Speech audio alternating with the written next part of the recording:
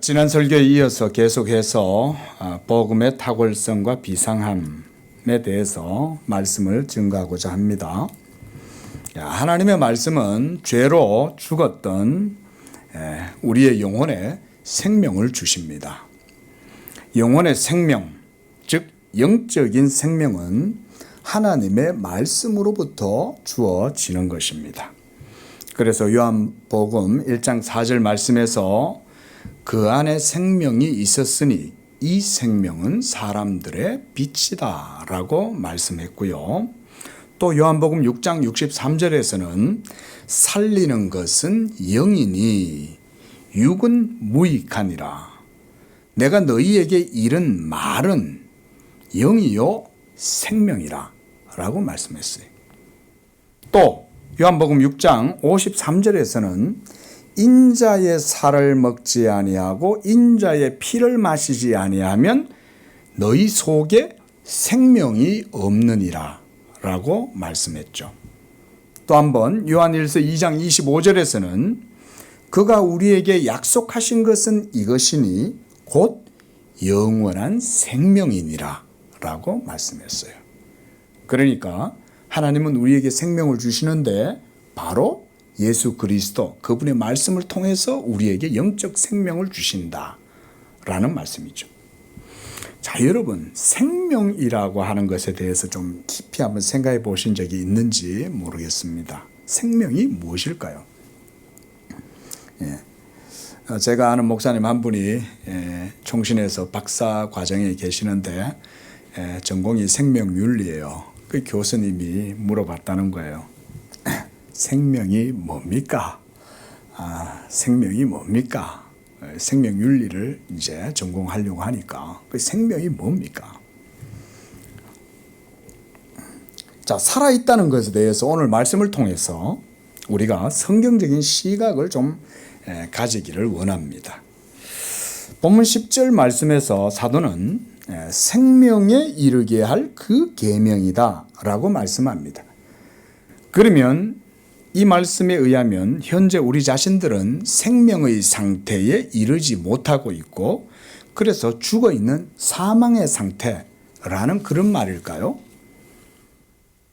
자, 하지만 우리는 지금 생물학적으로 살아서 우리 모두 호흡을 하고 있고 또 우리는 서로 사랑하고 또 서로가 인격적인 활동을 통해서 또 가정과 사회와 국가 그리고 하나의 전체 세계를 이루고 살아가고 있지 않습니까? 그런 우리의 삶을 죽어서 사망의 상태에 처해 있다. 우리가 그렇게 말을 할 수 있을까요? 여러분도 한번 오늘 본문을 말씀 통해서 한번 깊이 있게 생각을 해보시기를 바랍니다. 과연 생명이라는 것이 무엇일까? 그렇다면 성경은 그런 세상 사람들에 대해서 이렇게 살아가고 있는 모든 인류와 세상 사람들, 그들에 대해서 뭐라고 말씀할까요? 성경은 사람들이 비록 육적인 생명과 그래서 생물학적인 활동을 하고 살아가고 있다 할지라도 세상은 지금 사망 가운데 있고 그래서 그들을 성경은 또한 어두움이다 라고 표현을 합니다. 여기서 어두움이란 말은 이런 캄캄한 그런 밤하늘의 어두움이 아니죠. 영적인 어두움이라고 그러잖아요. 그렇죠? 중세 천년의 암흑기다라고 얘기할 때 해는 매일매일 떴잖아요.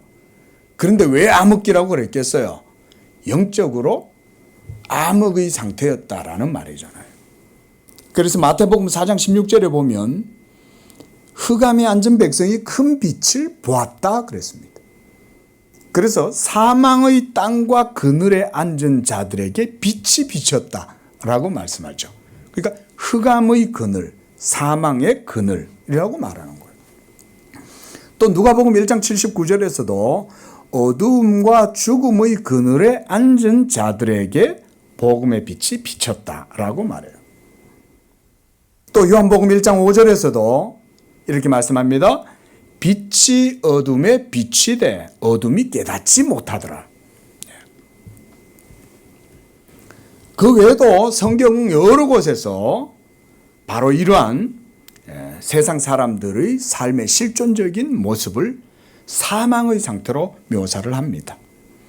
로마서 5장 12절 말씀에 보면 한 사람으로 말미암아 죄가 세상에 들어오고 죄로 말미암아 사망이 들어왔나니 이같이 모든 사람이 죄를 지었으므로 사망이 모든 사람에게 이르렀느니라 라고 말하는 거예요.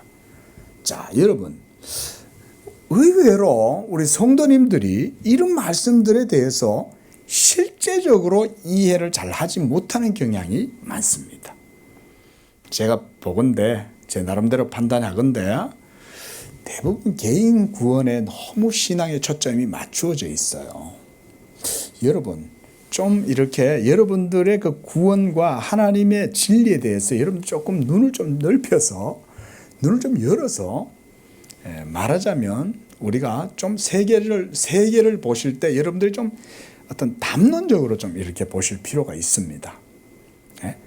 나 자신의 영적인 유익이나 내 자신의 어떤 내세적인 구원 이런 거에만 포커스가 맞춰 있으면 하나님의 복음의 큰 경륜이라든가 하나님의 큰 그런 어떤 사역에 대한 그런 생각을 못할 때가 많습니다. 하지만 성경의 관점을 보면 이 세상은 모두가 다 사망 가운데 있는 거예요. 그러면 우리가 사망이 또 뭐냐 한번 생각해 볼 수 있지 않습니까? 도대체 다 살아있는데 다 대화도 하고 나름대로 인류의 박애 정신도 있고 그렇죠. 간디 같은 사람도 있고 희생적인 사람들도 있지 않습니까? 그러니까 다 살았다고 생각을 하는 거죠. 그러면 도대체 죽음은 뭐고 생명이 뭐냐? 우리가 이런 성경적인 생각들을 해야 되는 거죠. 에베소서 2장 1절 말씀에서는 분명하게 말합니다.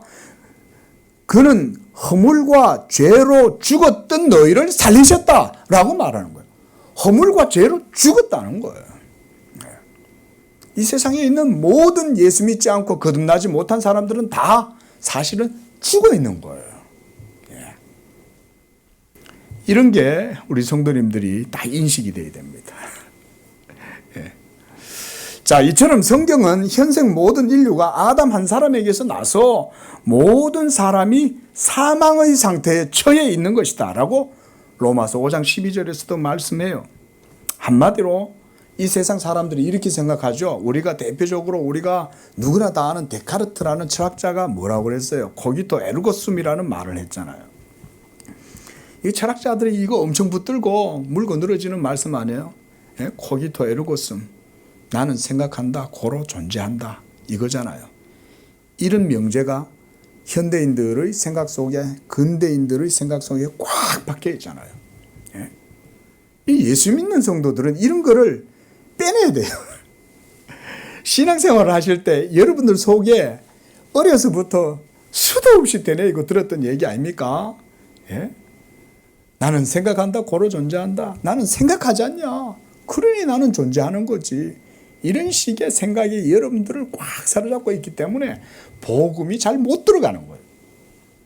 죽었다고 생각을 안 하잖아요. 생각하고 있는데 내가 왜 죽어? 나는 살았는데 라고 생각하는 거죠. 그래서 스스로가 육적인 생명체로 자기를 인식하고 판단하고 그래서 자신은 도덕적 삶을 또 살아간다. 칸트가 대표적으로 그런 사람이잖아요. 도덕적으로 사람은 살아갈 수 있다고 생각하는 거죠. 자, 이런 모든 현대의 모든 사고방식들이 다 하나님이 없다 하는도다 하는 그런 사상들인 거예요. 저희의 모든 사상에 하나님이 없다 하는도다. 하나님이 있어야 생명이 있는데 하나님 없이도 자신들은 잘 살아가고 있다고 생각을 하는 거죠. 자, 하지만 하나님이 보시기에 이 세상의 모든 사람들은 처음 아담을 창조하셨을 때와 같은 그런 원의의 형상이라 그래요. 오리지널 라이처스니스라 그래요. 이런 원의의 형상이 더 이상 영적 생명으로 그들 속에 없다고 보는 거예요. 자, 요한일서 5장 12절 말씀 우리 한번 찾아보십시오. 요한일서 5장 12절.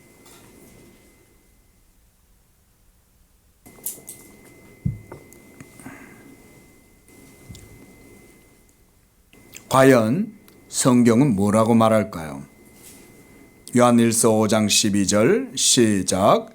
아들이 있는 자에게는 생명이 있고 하나님의 아들이 없는 자에게는 생명이 없느니라. 그러니까 예수님을 믿지 않는 사람들은 이미 사실은 사망의 상태 가운데 있는 거예요. 그저 그렇게 있는 거예요, 그냥. 그런데 그들 중에 하나님이 기적적인 능력으로, 복음의 능력으로 생명을 예수 믿는 사람들 속에 부어주셔가지고, 네? 마치 에스겔서에 나오는 그 백골들 있잖아요. 해골이 가득한 그 계곡에 해골이 쌓여 있는 거죠. 그런데 하나님께서 인자야, 이 해골을 보느냐? 이 해골들을 향하여 너는 대언하라. 대언하라는 거예요. 그 에스겔이 대언을 하니 그 뼈다귀밖에 없는 그런 해골들 가운데 백골들이 막 살아있는 생명체로 확 살아나는 거죠. 자, 그 환상이 뭐예요? 바로 예수 그리스도의 복음의 능력이 거듭나지 못한 아담 안에 있는 모든 사망한 사람들 속에 생명으로 역사하는 그런 복음을 보여주는 거예요. 믿으시기 바랍니다. 그 환상의 비유는 바로 그런 의미가 있는 거예요. 그러니까 성경이 말하는 생명이란 세상 사람들이 생각하는 그런 생명과 그 개념이 전혀 다른 것이라는 것을 우리가 이제 알 수가 있는 거죠. 성경이 증거하는 생명이라는 것은 단지 여러분들의 육체적이고 생물학적인 호흡, 활동만을 의미하는 것이 아닌 거예요. 잘 생각해 보십시오. 이것은 하나님과 생명의 연합이 있어야 되고 하나님과의 영적인 릴레이션십이 완전하게 이루어져 있는 거예요. 그래서 하나님과 영적인 관계를 맺고 있는 그 사람은 복음의 자유함과 화평과 그리고 담대함과 확신과 위로와 안식 가운데 거하기 때문에 하나님과 관계를 맺는 데 있어서 전혀 거리낌이 없는 그런 자유한 상태 가운데에서 하나님과 영적 연합 가운데 있는 이런 게 사실은 생명의 개념이라고 할 수가 있는 거예요. 믿으시기 바랍니다. 이게 생명이고요. 그러니까 우리의 생명은 하나님과의 연합을 통해서 이루어지는데 여러분 이것은 세상에서 말하는 소위 신인합일 사상이 아닙니다. 세상에도 비슷한 신인합일 사상이라는 걸 주장하잖아요. 그런데 세상의 신인합일 사상과 성경의 하나님과의 연합 사상에 본질적이고 핵심적으로 다른 게 있어요. 그게 뭐냐면 중보자 그리스도로 말미암는 연합입니다. 그 사이에 예수님이 있어요. 이 중보자가 그 중간에 딱 있어서 누구든지 나로 말미암아 문을 열고 들어가고 나로 말미암아 먹고 나로 말미암아 하나님 아버지께로 나아가고 이렇게 되면 그것으로 말미암아 우리가 하나님과의 신적인 연합이 그리스도로 말미암아 이루어지는 거예요. 이것이 바로 하나님과 택하신 백성들 사이에 이루어지는 하나님과의 연합이에요. 여러분 그 연합 가운데서 우리가 하나님의 생명을 누리는데 그러니까 중보자이신 예수님 그분 자신이 바로 여러분들의 생명 그 자체라고 할 수가 있는 거예요. 예수님 그분 자신이 우리의 바로 생명 그 자체인 거예요. 그래서 나는 생명이요 라고 예수님 말씀하신 거예요. 좀 더 보겠습니다.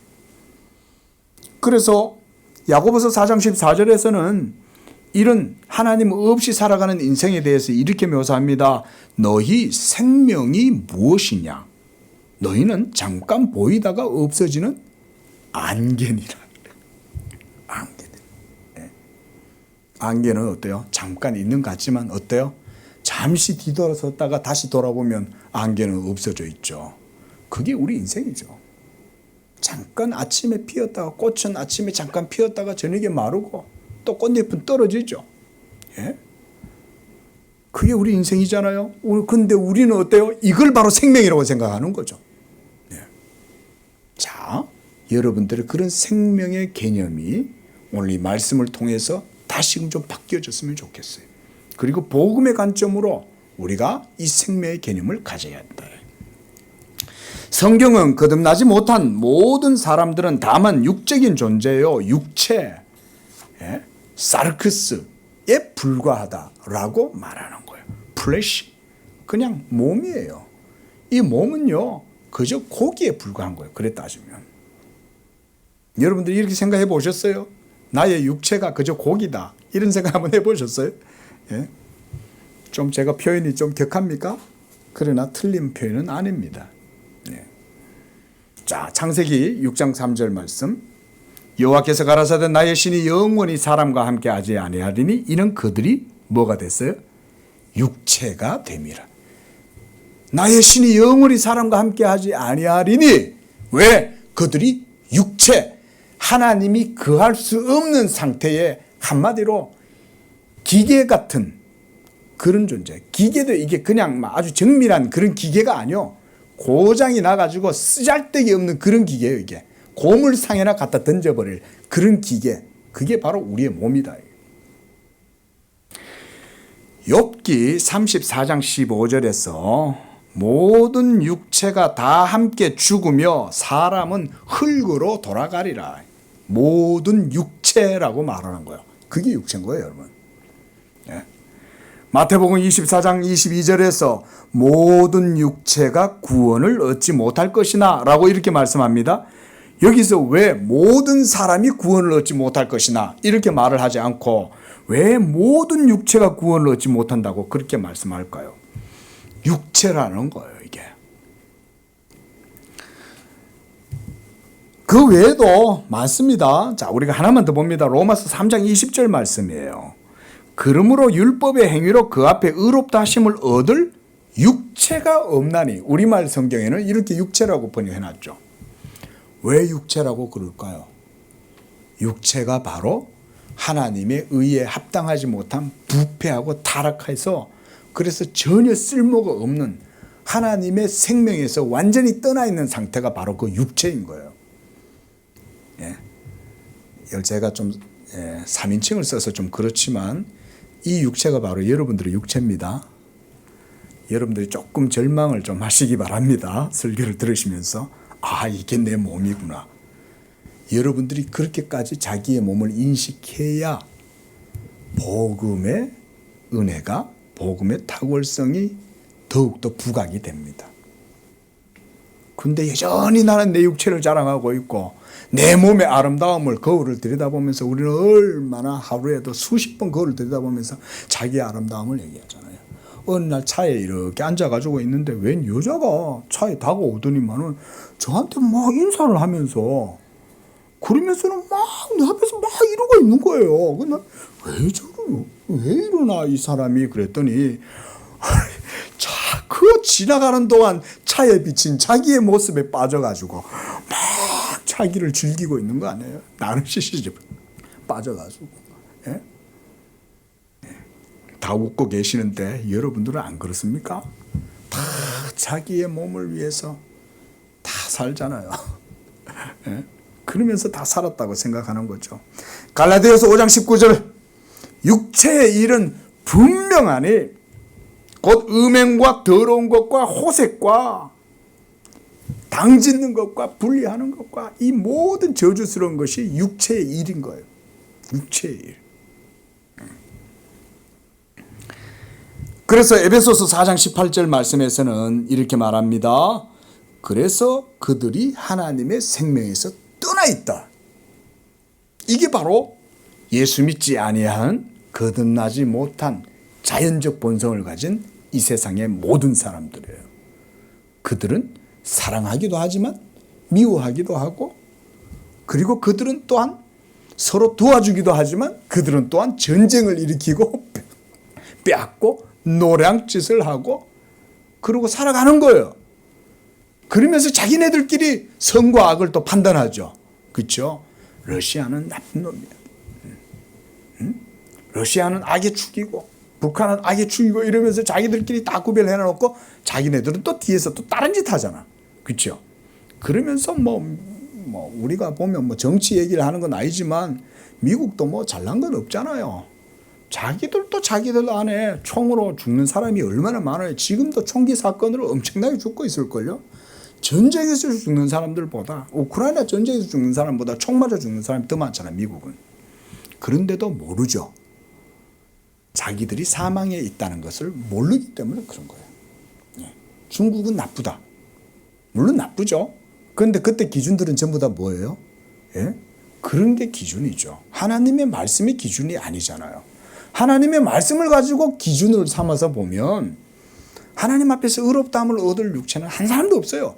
우크라이나가 착한 게 아니에요. 예? 우크라이나도 하나님 앞에서는 죄인이요. 러시아도 죄인이에요. 예? 이렇게 봐야 되는 거예요. 그렇다고 해서 뭐 우리가 러시아의 전쟁을 정당화하자는 얘기는 아니잖아요. 그렇죠? 이렇게 이해를 해야 되는 거예요. 자, 그렇다면 사람이 자신의 영적인 상태가 이러한 사망에 처해 있다, 이런 실존적인 상태에 대해서 그럼 어떻게 인식을 할 수 있을까요? 자, 우리가 죽은 자는 말이 없다 그랬잖아요.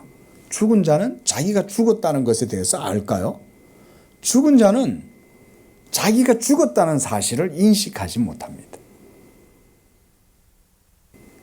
그래서 하나님에게서 떠나 단지 잠깐 육적 생명을 유지하면서 꺾여 있는 꽃과 같이 살아가는 우리들은 하나님의 생명을 경험하지 못하면, 다시 하나님의 생명을 경험하지 못하면 단지 자신의 육적인 생명만을 그게 삶이라고 생각하고 살아가는 거예요.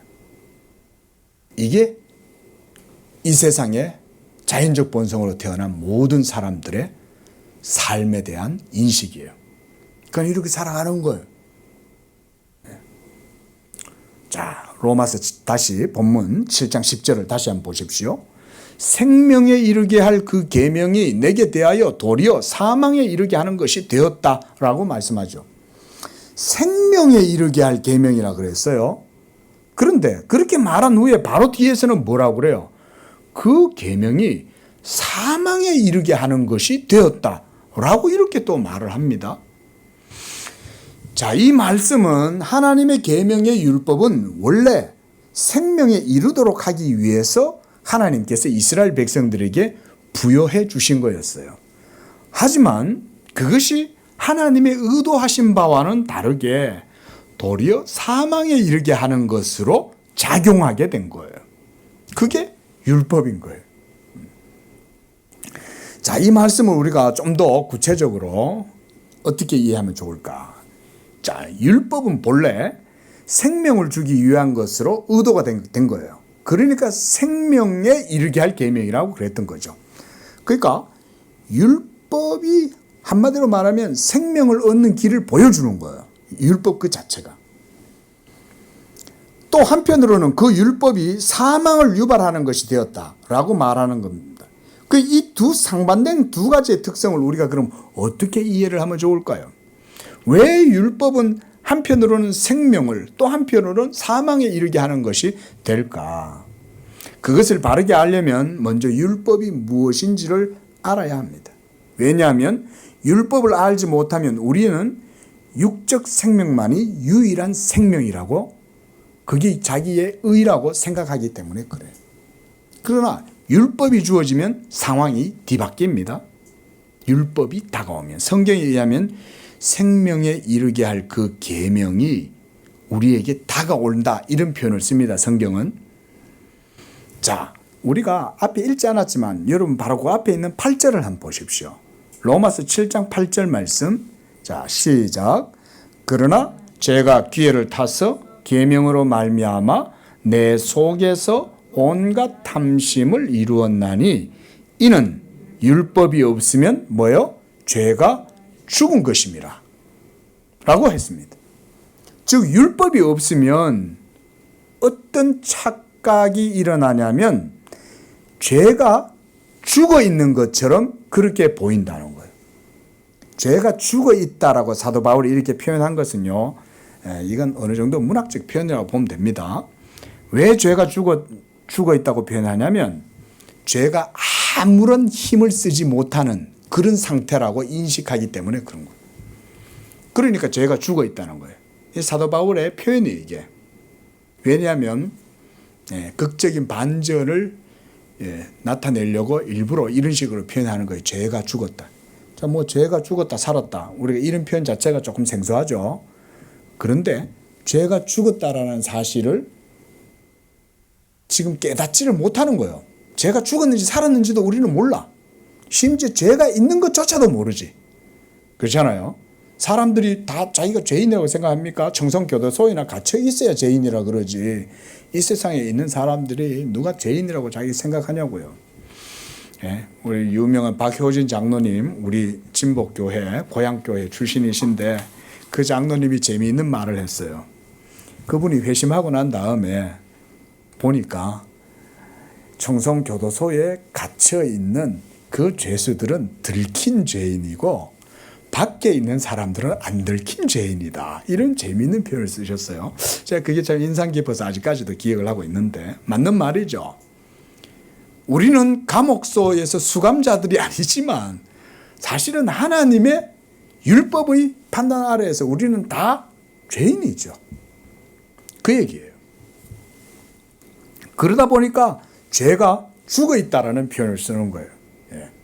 그런데 좀 이따 죄가 살아나기 때문에 죽어 있다는 표현을 쓰는 거예요. 사도 바울이. 자, 다시 좀 더 설명해 볼게요. 여러분 안에 죄가 있어요. 그런데 정작 자기 자신은 그 죄가 자신을 주장하고 있다는 사실을 전혀 깨닫지를 못하고 있는 거예요. 전혀 깨닫지 못하는 거예요. 미워해. 여러분 그 왕따 시키는 애들 있잖아요. 왕따 당하는 아이를 괴롭히는 아이들의 얼굴을 혹시 보셨습니까? 그 아이들이 막 양심의 가책을 받으면서 그 아이를 괴롭히고 있습니까? 도리어 희열을 느끼죠. 즐거워하죠. 예? 그래서 그 아이가 찐따가 돼갖고 완전히 바닥에서 엎드려져가지고 죽음의 상태, 초죽음의 상태 이럴 때까지 아이들은 낄낄낄낄거리면서 그 아이를 괴롭히죠.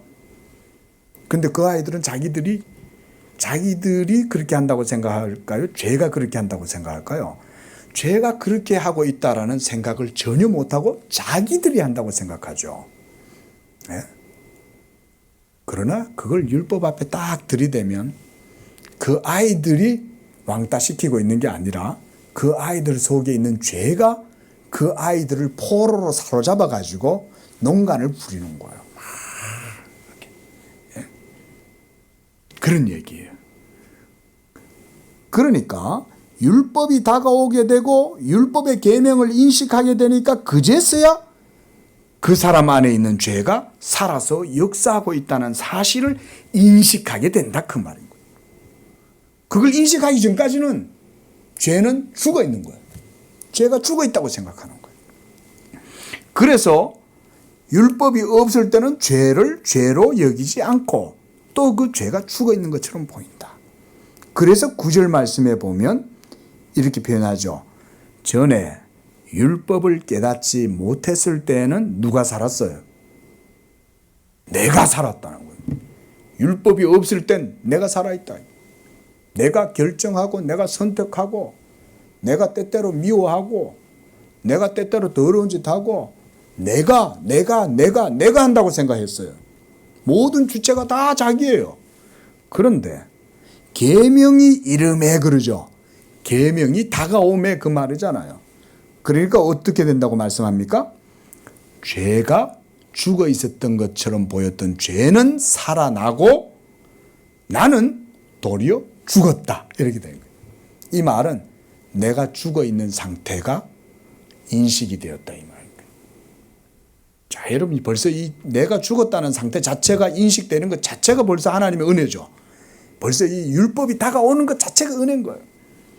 그래서 저는요, 구약 이스라엘 역사를 우리가 논할 때 이스라엘 역사 자체가 하나님의 율법의 이런 속성을 보여주는 거예요. 사사기 자체가 율법의 그런 속성을 보여주는 거예요. 예? 이스라엘 역사 자체가 결론적으로 어떻게 됐습니까? 희극으로 끝났습니까? 비극으로 끝났습니까? 비극으로 끝나죠. 왜 하나님의 언약 백성인 이스라엘의 역사가 결국은 비극적으로 끝나서 그들은 하나님께 버림을 당하게 되었을까요? 그것은 율법이 보여주는 거예요. 율법 아래에 있었던 이스라엘의 백성의 삶들은 결국 율법에 걸려서 넘어지게 되고 그래서 시험하는 돌로 인해 가지고 율법에 의해서 걸려 넘어진 거죠. 자, 그래서 율법이 시험하는 돌이다 그런 거예요, 사도 바울이. 자, 여러분들이 이해를 위해서 다시 한번 정리해보자 하자면 이런 말이에요. 예수 믿기 전에 성령으로 거듭나기 전에 여러분들의 상태는 다 영적으로 사실은 죽어 있었던 거예요. 하지만 누구 하나 자신이 하나님의 생명에서 떠나 있고 그래서 영적으로 사망의 상태에 처해 있으며 불의한 상태로 하나님의 진노와 저주를 그리고 사망의 형벌을 당하고 있다고 인식하지 못하고 있는 거예요. 그래서 죄의 비참함을 깨닫지 못하니까 그 죄 때문에 심령에 갈급함이나 애통해하거나 그리고 자신이 마음이 가난하다든지 그렇게 생각하지 않고 그리고 죄 때문에 눈물을 흘리지도 않는 거예요. 왜냐하면 자신이 부유하다고 생각하고 자신이 의롭다고 생각하고 자신이 의롭다고 생각하니까 그러니까 하나님 앞에서 애통하지도 않는 거죠. 그 예수님이 여러분 팔복에서 심령이 가난한 자가 복이 있다 할 때 그 심령이 가난함은 시적인 표현이 아닙니다. 하나님의 율법의 판단 앞에서 자기 자신이 얼마나 가난하고 남루하고 비참하냐를 깨닫는 그 마음이 가난한 마음인 거예요. 여러분 그렇게 봐야 이게 정통하게 예수님의 그 팔복에 대한 바른 이해를 가지는 거예요. 애통하고 갈급하고 이런 모든 것들이 의에 줄이고 목마르고 이런 것들이 모두가 다 율법을 그래서 보여주는 거예요. 그 어떤 분들은요. 이 산상수훈 팔복을 복음이라고 얘기하는데 여러분 그건 성경을 잘못 해석하는 겁니다. 절대 아닙니다, 여러분. 우리 양재교회 성도님들은 딱 이해하시면 됩니다. 예수님의 산상수훈은 율법에 대한 바른 해석이에요. 그래서 율법 앞에 선 사람은 마음이 가난해. 그러면 마음이 가난한 것은 벌써 율법 앞에서 자기 자신을 겸손하게 인정하는 거잖아요. 그러니까 그 사람한테 뭐가 있어요? 복이 있는 거예요. 마음이 가난한 자가 복이 있고 애통하는 자가 복이 있고 심령이 깨끗한 마음이 청결한 자 하나님의 율법 앞에서 거짓 없는 자 이 말인 거예요. 그게 의로운 상태다. 의로운 상태라고 의로운 상태로 있기 때문에 복이 있다는 말이 아니에요. 그 마음이 청결한 자라는 말은 율법 앞에서 자기 자신의 모든 거짓됨을 인정할 줄 아는 이게 마음의 청결함이죠. 그런 자가 복이 있다는 거예요. 자, 그러니까 계명의 율법을 대면하게 되니까 지금까지는 내가 살았고 그래서 생각도 하고 판단도 하고 자유의지가 있어서 선을 선택하고 그래서 불의는 미워하고 또 인격적으로 가족애와 동포애를 추구할 정도로 나름대로 의로운 상태로 살아가고 있고 그렇게 해서 자기의 의로움을 확신하고 있었다 이 말이죠. 네? 그런데 그런 자기의에 대한 확신이 율법이 다가오니까 어떻게 되냐? 깡그리 무너지는 거예요. 그리고 그동안 내가 살아있다고 자신하던 바 그런 자아는 비참하고 불의한 상태 가운데 죽어있고 도리어 그 자기 안에 있는 죄로 말미암아 오히려 율법을 통해서 하나님의 진노와 저주만이 자기 위에 있다는 사실을 깨닫게 되는 거예요. 이게 율법인 거예요. 그래서 사도 바울이 오늘 본문에서 생명에 이르게 할 그 계명이 내게 대하여 도리어 사망에 이르게 하는 것이 되었다는 거예요. 여러분 사망은 뭐예요? 죄의 열매잖아요. 그렇죠? 죄의 삭시 사망이잖아요.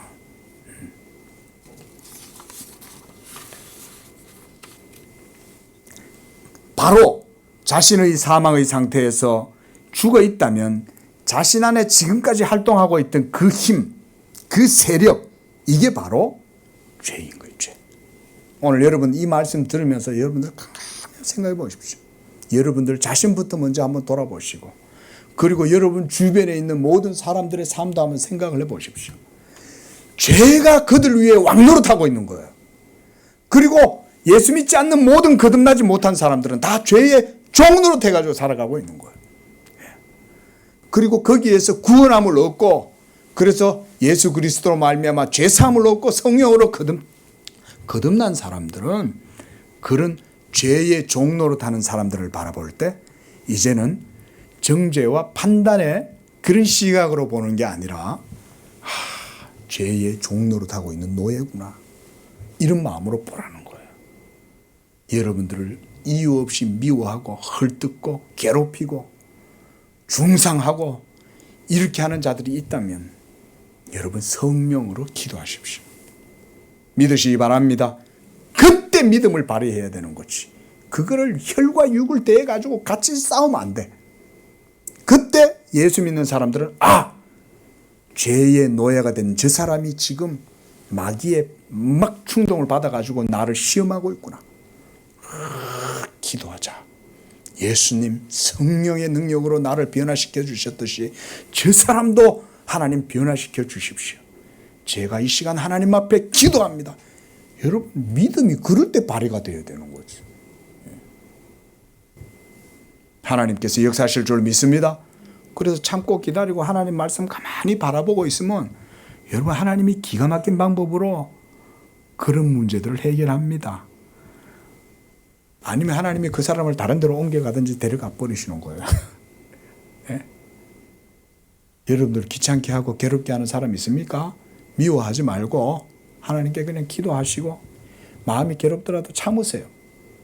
그러면서 그 고통조차도 내게 주신 십자가다 생각하고 그냥 하나님 앞에 끙끙끙끙 고뇌하면서 좀 해보세요.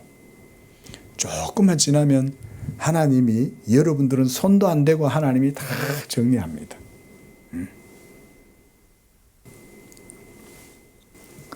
그래서 사도가 고린도전서 15장 56절에 이런 표현이 있어요. 한번 찾아보십시오. 고린도전서 15장 56절.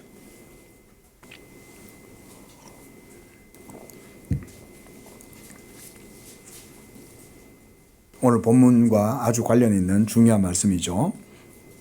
시작. 사망이 쏘는 것은 죄요, 죄의 권능은 율법이라 라고 표현합니다. 이 표현이 조금 우리한테 약간 생소한 이런 표현인데, 한마디로 이걸 이런 말이에요. 율법을 인식하게 되자 비로소 죄가 살아나고 그 자신의 정체를 드러내고, 반면 그 죄 가운데 살아가면서 마치 자신이 잘나고 의롭고 지혜롭고 또 도덕적인 능력이 있다고 자부까지 하면서 확신했던 그런 자아는 사실상 좀비와 같다는 것을 깨닫는 거예요. 여러분 좀비 영화 보셨죠? 그렇죠? 예? 근데 바로 내 자신이 그런 좀비에 불과한 존재였구나 라는 식으로 깨닫게 되는 겁니다. 뭐 때문에? 바로 죄가 내 속에서 살아서 역사하고 있고 나는 이미 죽은 좀비 같은 거예요. 예? 강씨 같은 거지. 예? 우리는.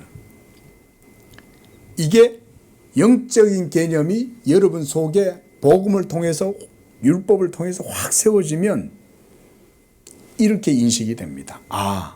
생명 없이 살아가는 사망 가운데 있는 자들이구나. 이렇게 여러분들이 볼 수 있어야 돼요. 이게 성경적인 이해입니다. 바로 여러분 보세요. 성도의 영적인 성장은 바로 거기서부터 이루어집니다. 하나님의 말씀을 배운다는 것이 이런 거예요. 여러분이 무슨 교리적이고 어떤 신학적인 지식을 가진다는 게 영적 성장의 지표가 아니에요. 여러분 잘 아셔야 됩니다. 물론 교리적 지식이나 이해를 가지는 게 중요합니다만 그게 본질이 아니에요. 잘 이해하셔야 됩니다. 그게 아니라 율법을 바르게 배움으로 인해서 복음의 은총을 그 가운데서 더욱 깊이 있게 인식하게 되는 거예요. 율법을 통해서. 왜냐하면 내가 죄인이라는 걸 깨달아야 예수님을 붙잡을 거 아니에요. 그렇죠? 내가 병든 자라는 것을 알아야 의사를 찾지. 내가 건강하다고 생각하는데 어떻게 의사한테 가겠냐고요. 내가 죄인이라는 걸 알아야 영혼의 의사이신 예수님한테 찾아갈 거 아니에요. 그런데 그 죄를 깨닫게 하는 게 율법이라는 거잖아요. 이거는 예수를 믿고 난 이후에 신앙생활을 하는 데 있어서도 필요합니다. 여러분들의 믿음이 하나님의 율법에 대해서 온전하게 알면 알아갈수록 여러분들의 복음의 신앙도 성장하는 거예요. 이걸 잘 아셔야 됩니다. 그래서 바로 영적 성장이 이런 것에서 시작이 된다는 거예요. 죄를 인식하지 못하는데 어떻게 영적으로 성장해요? 율법을 알지 못하는데 죄는 또 어떻게 깨달아요? 그렇죠. 그래서 율법을 바르게 배움으로 복음의 은총을 그 가운데 더욱 깊이 인식하게 되고 하나님의 은총과 자비가 예수 그리스도 안에서 우리들에게 얼마나 부요하고 탁월하게 주어지는 것인지를 이런 율법과 복음의 대비를 통해서 우리가 배워가면서 영적 성장이 이루어지는 거예요. 여러분, 성화의 원리는요, 지식에 의해서 이루어지는 거죠. 여러분, 성화는 지식이 없이는 일어나지 않습니다. 그 지식이 어디서 오겠어요? 그리스도 예수를 아는 지식 아니겠어요? 그리스도 예수를 그러면 우리가 어떻게 알아갈까요? 그리스도 예수를 알려면 율법의 지지대가 여러분들을 붙들어주고 있어야 돼요. 그래서 우리는 율법을 서포터라고 그러는 거예요. 율법의 지지대가 여러분들의 성화의 삶 속에 계속해서 자기의 순기능을 행하는 거예요. 그러면 여러분들의 믿음이라는 나무가 이 율법의 지지대에 의해서 딱 버팀목이 돼가지고 흔들림 없이 딱 바르게 하늘을 향해서 솟아오르는 거예요. 그래서 율법을 알아가는 가운데에서 복음을 더 깊이 알아가고 복음을 알아가는 가운데서 예수 그리스도를 알게 되니까 그 그리스도를 아는 지식에 의해서 여러분들의 영적 성장이 이루어지는 것이다. 그 말인 거예요. 그러니까 우리가 율법 폐기론이라는 건 절대로 받아들이면 안 되는 거예요. 그렇죠? 예? 우리가 이 세상에서 살아가는 동안 죽을 때까지 우리는요, 이 율법의 지지대의 도움을 받고 살아갑니다. 이거 기억하셔야 됩니다. 날마다 아까 우리가 고린도전서 15장 56절에서 사망이 쏘는 거라 그랬잖아요. 여러분, 사망이 쏘는 것의 하이라이트가 어디입니까? 예? 그 결정이 여러분들의 영혼이 육체에서 분리되는 바로 그 임종의 순간이죠. 여러분, 바로 그 임종의 순간에 우리가 생각해야 될 게 이 고린도전서 15장 56절인 거예요. 사망은 너의 쏘는 것이 어디 있느냐? 사망에 쏘는 것은 죄요. 죄의 권능은 율법이다. 하지만 예수 그리스도께서 이 율법을 모두 다 십자가에서 다 도말하셨다. 율법을 예수님이 십자가에서 자기 죽으심으로 다 도말시켜 버렸으니까 율법이 더 이상 여러분들을 쏠 수 있어요, 없어요? 율법이 여러분들을 정죄하지 못하는 거예요. 죄도 그러니까 여러분 안에 효력을 발휘를 못하는 거예요. 죄가 그리스도와 함께 십자가에서 율법과 더불어서 죽어버렸으니까. 그러니까 내가 이제 이 생에 딱 마지막에 가가지고 침상에서 밖에 떨어지는 낙엽을 보면서 마지막 입새니 이런 거 생각할 필요 없다 이거죠. 우리는 죄의 권능은 율법이다. 그래서 사망에 쏘는 것이 더 이상 우리를 쏘지 못하는 거예요. 십자가에서 다 도말되었기 때문에. 자, 저는 여기서 여러분들에게도 질문해 보겠습니다. 여러분들은 지금 하나님의 생명을 여러분 안에 갖고 계십니까? 여러분 이렇게 믿는다고 고백하실 수 있습니까? 예수를 믿음으로 성령으로 거듭나서 하나님의 생명이 여러분 안에 있다면 여러분들은 죄를 인식할 수 있는 사람입니다. 남을 미워하고 악을 행하고 거짓말하고 속이고 빼앗고 그러면서 자기를 자랑하고 이렇게 하고 있는데도 불구하고 그것에 대해서 양심의 가책이 없는 사람은 그 사람은 영적으로 죽어 있는 거예요. 그러니까 그걸 못 느끼는 거예요. 그냥 자기가 자랑하고 싶으니까 자랑하는 거야. 자기가 미워하고 싶으니까 미워하고 막 따돌림하고 싶으니까 따돌리고 막 이러는 거야. 예? 근데 그들은 그걸 모르는 거죠. 자기가 한다고 생각하죠. 자기가 미워해서 저 꼬락선이 보기 싫은 거 차마 눈 뜨고 못 보겠네. 저 꼬락선이 저거 미워 죽겠어. 그런데 누가 하고 있는 거예요? 내가 하고 있는 게 아니라 내 속에 죄가 하고 있고. 그럼 본인은 뭐 하고 있어요? 죄가 다른 사람을 미워하고 있을 때 본인은 뭐 하고 있어요? 정작 자기 자신은 죽은 거죠. 죽어 있으니까 미워하고 있는 거예요.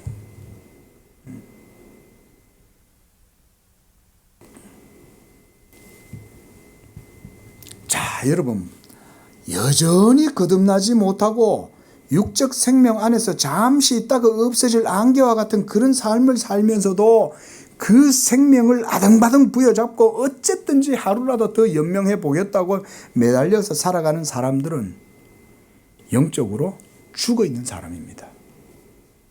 불쌍히 여기십시오. 불쌍히 여기세요. 그 사람은 영적으로 죽어 있는 거예요.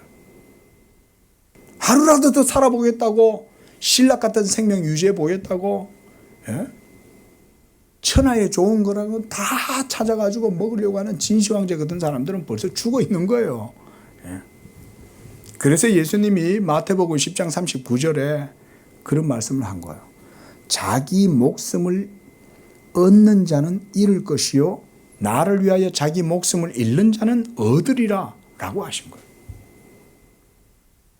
이제 우리는 율법이 생명에 이르게 하는 것이지만 도리어 사망에 이르게 하는 것인지 그 원인이 무엇인지를 알게 됐어요. 그건 바로 죄 때문이지 율법 때문이 아닌 거예요. 우리 속에 있는 죄가 율법으로 하여금 우리가 그 앞에 사망에 이르는 결과를 얻게 하는 거예요. 사실은 이미 사망 가운데 있는 거죠. 그러므로 율법 그 자체에 무슨 결함이나 문제가 있어서가 아니고 우리 자신들에게 문제가 있기 때문임을 알았습니다. 그게 바로 우리가 죄인이기 때문에 그런 거예요. 예. 여러분들이 인정하십니까? 여러분들이 죄인이라는 사실을? 이거요. 그래서 우리가 오늘 오전에도 공부했지만 날마다 죄사함의 은혜를 늘 고백하면서 배워가는 거. 성화는 그러니까 죄사함의 고백이 없이는 성화가 이루어질 수 없는 거예요. 그냥 자동적으로 성화는 없어요. 날마다 그리스도의 십자가의 은혜 아래 내 자신이 녹아나고 부딪히고 깨지고 그러면서 하나님의 율법에서 복음을 배워가는 거예요. 그리고 아담 안에서 태어난 인류가 모두 하나님의 생명에 떠나 있고 그래서 사망의 상태에 처해 있으며 그들 모두 살았다고 하나 실상은 죽은 자들이며 그들이 살아있는 것이 아니라 죄의 힘이 그들을 정복하고 짓누르고 억압하고 있으며 그들 모두 죄의 노예된 상태로 살아가고 있을 뿐이라는 것입니다. 그래서 갈라디아서 15장 19절 말씀에서 육체의 일은 분명하니라고 이렇게 사도는 말했습니다. 자, 이제 우리가 오늘 읽었던 로마서 7장 11절 말씀을 보십시오. 죄가 기회를 타서 계명으로 말미암아 나를 속이고 그것으로 나를 죽였는지라고 말씀합니다. 죄는요, 여러분들을 속입니다. 여러분 경건 생활을 해보면 이 말씀이 뭔지를 압니다.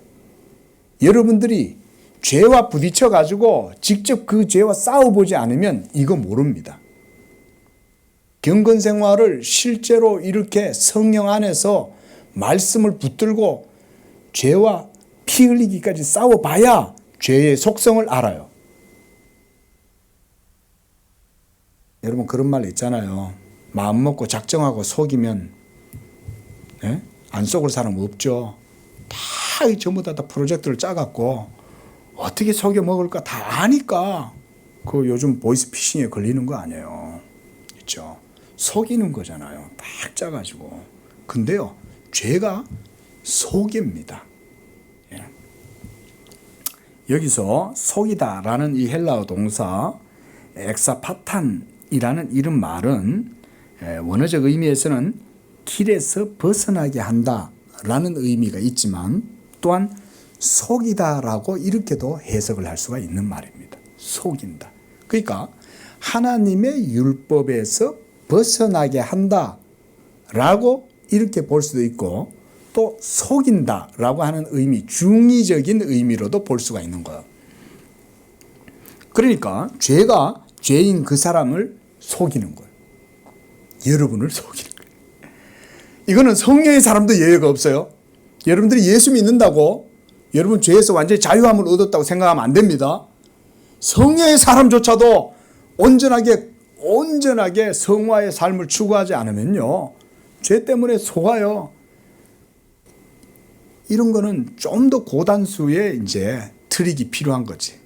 예? 성령의 사람이니까 아무렇게 속일 수 없죠. 너 예수 믿지 마. 이런 거가 속이겠어요? 성령의 사람한테? 죄가 그런 것으로는 속이지 않죠. 그런데 그거보다 훨씬 더 고난이도의 아주 깊이 있는 그런 트릭을 쓰는 거예요. 예. 그래서 우리가 늘 하나님의 말씀을 온전하게 배워가면서 그 가운데서 성화의 삶을 살아가는 것이죠. 그럼 뭘 속였다는 걸까요? 속였다는 말은 죄인 자신 스스로를 의롭고 온전하고 정상적인 상태라고 착각하도록 한다는 거예요. 예. 여러분 이거요 아주 깊이 있는 내용입니다. 여러분 제가 말씀드렸어요. 이거 깊은 내용이라고. 이거 잘 기억하십시오. 여러분들이 경건생활 하실 때 여러분들의 몸이 한마디로 말하면 여러분 속에 있는 죄가 여러분들을 아주 영악하게 속입니다. 예. 그래서 자기 자신 예수 믿고 거듭난 사람조차도 성령의 사람조차도 그 죄의 법에 쏘가 넘어가기도 하고 그렇게 해가지고 죄에 어떨 때는 후달리고 이렇게 하는 거예요. 그것 때문에 실수하고 그것 때문에 깨지고 사탄한테 뒤통수 맞는 거예요. 예? 죄의 몸이 얼마나 영악한지 모릅니다. 율법을 배우게 되고 알게 되니까 그 자신이 불의한 상태이고 심지어 사망의 상태에 처해 있고 그래서 하나님의 진노와 저주와 형벌을 받아야 하는 그런 상태에 있다는 사실을 깨닫게 되었다는 말인데 그래서 율법을 일컬어서 칼빈은 영혼의 거울이다 라고 말했어요. 영혼의 거울. 죄를 죄로 드러나게 하는 율법이 그럼 나쁜 겁니까? 아니죠. 죄를 죄로 드러나게 하는 그 율법은 사실은 의롭고 선하고 거룩한 거죠. 율법은 죄를 죄로 드러나게 해주는 겁니다. 그런 점에서 율법은 하나님의 의로운 법이요. 또한 율법 자체는 생명에 이르게 하는 법인 거예요. 그래서 율법의 계명에 순종하면 하나님께서 그의 순종의 행위로 말미암아 상급을 받게 하시고 그리고 생명을 얻게 된다고 말씀하는 거예요. 그게 율법이 생명에 이르게 한다라는 말씀인 거예요. 그런데 문제는 뭡니까? 이런 율법대로 우리가 온전하게 하나님 앞에 살아갈 수 없다는 게 문제죠. 그렇죠? 율법은 분명히 약속해 놓았어요. 자, 그래서 예수님도 이 율법에 대해서 말씀하시기를 1.1획도 천지가 없어지기 전에는 없어지지 않는다 말씀하신 거예요. 이게 율법에 대한 예수님의 분명한 말씀이죠. 율법이 선한 하나님의 말씀이잖아요. 그래서 하나님께서 모세를 통해서 이스라엘 백성들에게 주실 때 신이 손으로 직접 써서 주신 거예요. 여러분 이거 성경신학적으로 중요한 의미가 있습니다. 하나님이 굳이 손으로 쓰셔가지고 그거를 주실 필요가 있겠어요?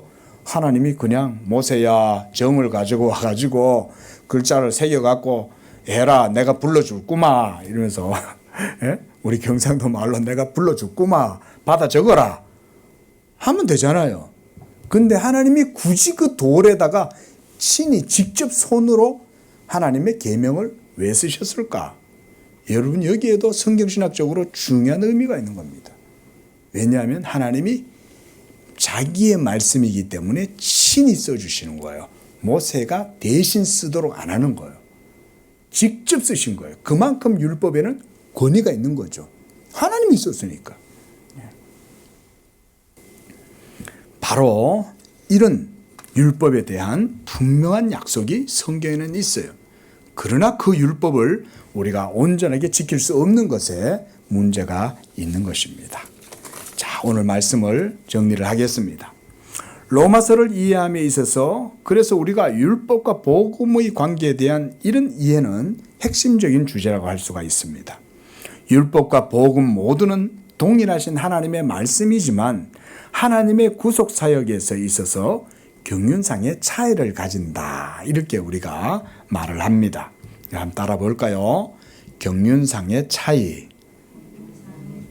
예, 경륜이라고 하는 이 말은 하나님의 그 구원의 역사 전체 과정 가운데 하나님께서 그때그때마다 하나님의 뜻대로 모든 일들을 이루어 가신다, 이런 의미죠.